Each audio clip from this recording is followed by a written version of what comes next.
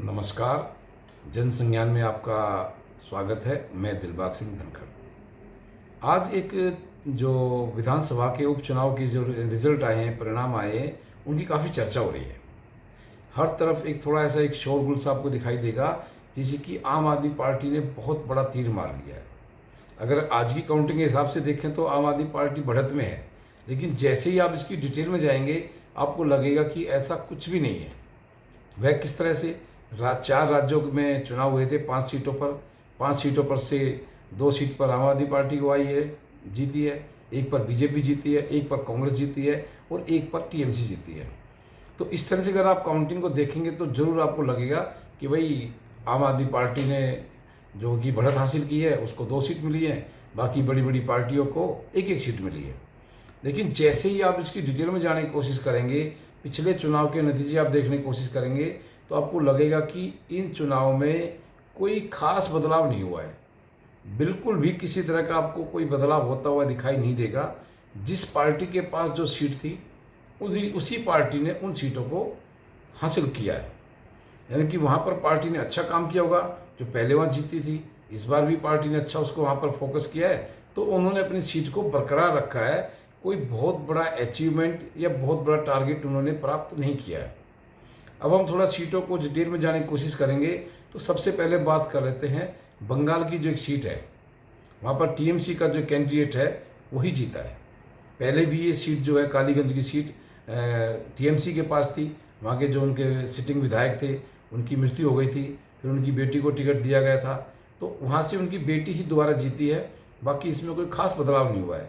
यानी कि बंगाल के अंदर जो टीएमसी की सीट थी, उपचुनाव में भी टीएमसी ने वही अपनी सीट प्राप्त करी है। इसमें उसका कोई ज़्यादा ऐसा बहुत बड़ा है कि उन्होंने कुछ ऐसा इसमें है नहीं कि जो चुनाव में उसकी ज़्यादा उसको व्याख्या की जाए या उसके बारे में ज़्यादा डिटेल में कुछ बताया जाए।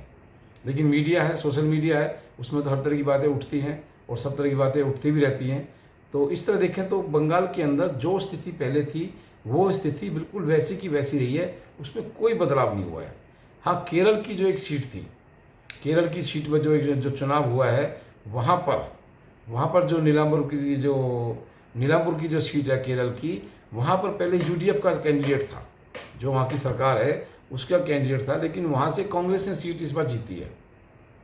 तो ये थोड़ा सा एक बदलाव आप कह सकते हैं कि कांग्रेस ने अपनी एक सीट वहाँ पर जीत ली है। बिल्कुल ठीक है। तो यहाँ कि आप कह सकते हैं कांग्रेस ने बढ़त की है और टीएमसी की बिल्कुल अपना लेवल पे रही है। अब बात कर लेते हैं हम लुधियाना की। पंजाब के जो लुधियाना की सीट थी वह पहले भी आम आदमी पार्टी के पास थी, अभी भी वहाँ पर आम आदमी पार्टी का कैंडिडेट जीता है। तो इसमें यहाँ पर भी कोई किसी तरह का कोई फेरबदल नहीं हुआ है। लेकिन आप देख रहे होंगे कि जो आम आदमी पार्टी के नेता हैं वो इसको बहुत बड़ी जीत बता रहे हैं और बीजेपी पर बहुत बड़ा वो कह रहे हैं कि भाई हम तो बहुत आगे निकल गए। और गुजरात की जैसे बात कर रहे हैं बार बार, तो गुजरात में भी जो बीजेपी का गढ़ है वहाँ से उन्होंने सीट हासिल की है।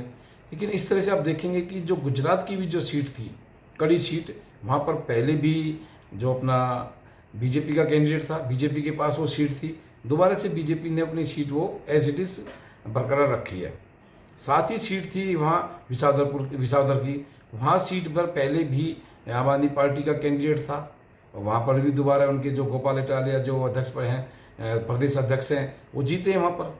तो इस तरह से देखेंगे कि जो टोटल 5 सीटों पर से 5 सीटों पर जो चुनाव हुए हैं, उनमें केवल जो यूडीएफ का एक जो नुकसान हुआ है जो केरल के अंदर चुनाव हुआ है उसमें, बाकी आप किसी भी सीट पर देखेंगे, किसी सीट पर कोई किसी को ना फायदा हुआ है ना किसी को नुकसान हुआ है। केवल यूडीएफ की बात आप कर सकते हैं। केरल के अंदर नीलाम्बुर की सीट है जो वहाँ पर यूडीएफ का कैंडिडेट जीता है और हारा है और वो कांग्रेस ने वो सीट जीती है। इस तरह से देखें तो कांग्रेस ने बढ़त की है, न कि आम आदमी पार्टी ने की है, न टीएमसी ने की है और न बीजेपी ने की है। तो इस प्रकार आप देखेंगे कि जो 4 राज्यों में जो चुनाव हुए हैं 5 सीटों के, उनमें बिल्कुल स्थिति एज इट इज़ रही है। लेकिन प्रचार में और मीडिया में काफ़ी इसको बहुत बढ़ा चढ़ा के बताया जा रहा है। कहा जा रहा है कि भाई आम आदमी पार्टी बहुत बड़ा एक जो है कि बीजेपी के लिए बहुत बड़ा एक टक्कर दे रही है, कांग्रेस के लिए बहुत बड़ी एक मुसीबत पैदा कर रही है। हाँ, बिल्कुल ठीक कह रहे हैं। कांग्रेस के लिए थोड़ी सी दिक्कत हो सकती है, क्योंकि गुजरात में जैसे जैसे कांग्रेस के ऊपर से होकर के आम आदमी पार्टी जा रही है, ये कांग्रेस के लिए बहुत चिंता की विषय है।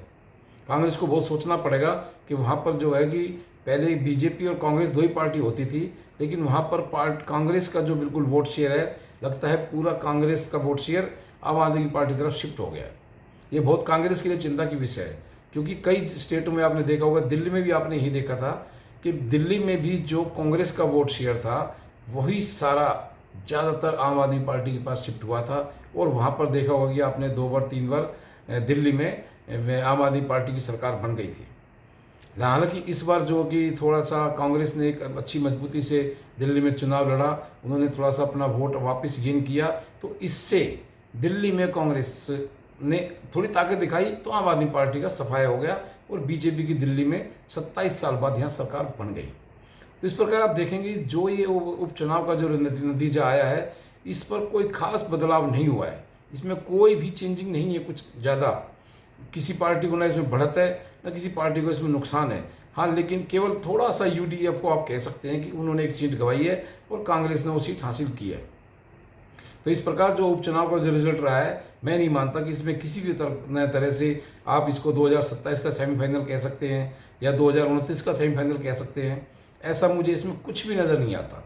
बाकी आप खुद भी देखेंगे, सोचेंगे, विचार करेंगे कि जो चुनाव है इसके परिणाम से हम किसी भी निष्कर्ष पर पहुंचना हमारे लिए बहुत मुश्किल है, क्योंकि इसमें कुछ ऐसा ज़्यादा आपको अंतर दिखाई देगा ही नहीं। देखो, वोटों का थोड़ा बहुत ऊपर नीचे जरूर होता है, हर बार थोड़ा कैंडिडेट में बदलाव आता है तो वोटों का थोड़ा बहुत ऊपर नीचे हो सकता है, लेकिन जो पार्टी की जो सिटिंग जो सीट है, जो पार्टी ने सीटें ने दोबारा अपनी बरकरार रखी है, इसका मतलब वहाँ पार्टी का अच्छा एक दबदबा है, या पार्टी के जो वोटर्स हैं उन्होंने पार्टी पर विश्वास जताया है, इसमें कोई दो राय नहीं है। लेकिन इसको बहुत बड़ा एक बदलाव कहें, इससे मैं बिल्कुल इत्तेफाक नहीं रखता हूँ, क्योंकि ये किसी भी तरह कोई बदलाव का मुझे किसी भी तरह का नहीं दिखाई देता है कि इससे बहुत बड़े बदलाव की या बहुत बड़े भविष्यवाणी आप कर सकते हैं।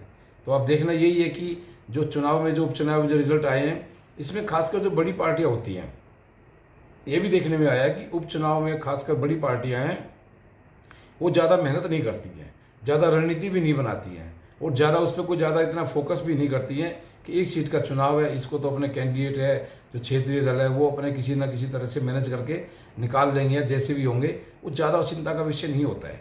तो इस चीज़ को हम ध्यान में रखें कि इन उपचुनाव में किसी भी पार्टी ने कोई ज़्यादा अपना इसको तवज्जो नहीं दिया, और ना किसी पार्टी ने इस पर ज़्यादा इतना ध्यान दिया या मेहनत की, क्योंकि इस एक जो किसी स्टेट में एक विधानसभा की सीट है, किसी में 2 की है, तो इससे किसी भी सरकार को कोई फर्क नहीं पड़ने वाला था। ना गुजरात में अगर इन सीटों से कुछ फर्क पड़ने वाला था, ना पंजाब में, ना आपका केरल में, और ना आपका बंगाल में। तो किसी भी तरह से इन सीटों में अगर ये सीटें कोई एक सारा भी जीत जाता, या सारे कोई बिल्कुल ही एक ही पार्टी को सारी सीटें मिल जाती, तो इससे किसी भी विधानसभा का सरकार का कोई भी फर्क पड़ने वाला नहीं था। तो इस प्रकार आप देखेंगे कि जो चुनाव का रिजल्ट आया है बिल्कुल नॉर्मल रिजल्ट है, इसमें कोई बदलाव नहीं है, इसमें आप कोई भी किसी तरह की भविष्यवाणी आप नहीं कर सकते हैं। तो आज के इस वीडियो में इतना ही। आप इस वीडियो पर बने रहें, लाइक शेयर सब्सक्राइब करें। आपका बहुत बहुत धन्यवाद।